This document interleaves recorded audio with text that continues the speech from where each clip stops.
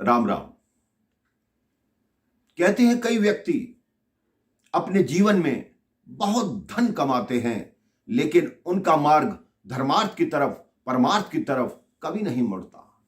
लेकिन जब उनको भगवान की तरफ से ठोकर लगती है, तब उनको समझ आता है कि ये मार्ग सबसे उत्तम है। ऊपर तो मुझे कुछ लेकर जाना ही नहीं, जो अपनी संपत्ति है, धन है, वो सब दुनिया में बांट दूं। अमेरिका में एक अरबपति व्यक्ति हुए जिन्होंने 25 साल की आयु में ही एक रिफाइनरी कंपनी खरीदी। 38 साल की उम्र तक वो 90% अमेरिकन रिफाइनरी कंपनियों के मालिक बन चुके थे। 50 वर्ष की आयु में वो व्यक्ति अरबपति थे, इस दुनिया के पहले अरबपति, जिनका नाम था जॉन डी रॉकफेलर। लेकिन 53 वर्ष की आयु आते आते वो बीमार पड़ गए। उनके पूरे शरीर में दर्द रहने लगा, उनके सिर के बाल उड़ गए। जो व्यक्ति दुनिया का हर सुख सुविधा साधन खरीद सकता था, उसको चिकित्सकों ने कहा कि आप कुछ स्नैक्स और सूप पर ही जिंदा रहेंगे, इसके अलावा आप कुछ नहीं खा सकते और आपकी आयु केवल 1 वर्ष बाकी रह गई है। वो 1 वर्ष उसका बहुत पीड़ा में बीत रहा था। इतने समय उनकी मुलाकात एक महान संत से हुई, जिस संत ने उनकी दिशा ही बदल दी।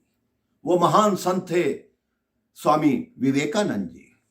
उन्होंने कहा कि आप अपना धन, अपनी संपत्ति धर्मार्थ कार्यों पे लगाइए, तो आपका जीवन अच्छा रहेगा, आपके मन को शांति मिलेगी।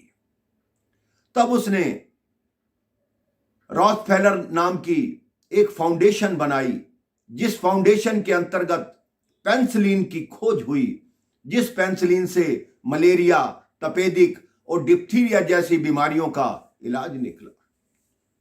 एक भगवान का करिश्मा देखिए, जैसे जैसे वो धर्मार्थ के कार्य करने लगा, वो ठीक होने लगा। जिन डॉक्टरों ने कहा था कि वो 1 वर्ष तक जीवित रहेगा, वो व्यक्ति उसके 35 वर्ष बाद तक जीवित रहा और 98 साल की उम्र में जाकर उसने अपने प्राण दिए। कहते हैं जो भी धर्म के कार्य करता है, धर्म के लिए कुछ भी करता है, भगवान कहता है आप 1 कदम बढ़ो, मैं 10 कदम आपकी तरफ बढ़ के दिखाऊंगा। रॉकफेलर ने अपनी डायरी में लिखा कि मैंने जीवन का हर सुख देखा, हर संपदा देखी, लेकिन जो सुख, जो संपदा धर्मार्थ करके आई, इन आखिरी 45 सालों में जो मैंने जीवन जिया, वो मैंने कभी नहीं जिया। इसलिए आप भी अपने जीवन में ये ध्येय बना लीजिए कि हम भी धर्मार्थ और परमार्थ कार्य करते रहेंगे और अपने जीवन को सफल बनाएंगे।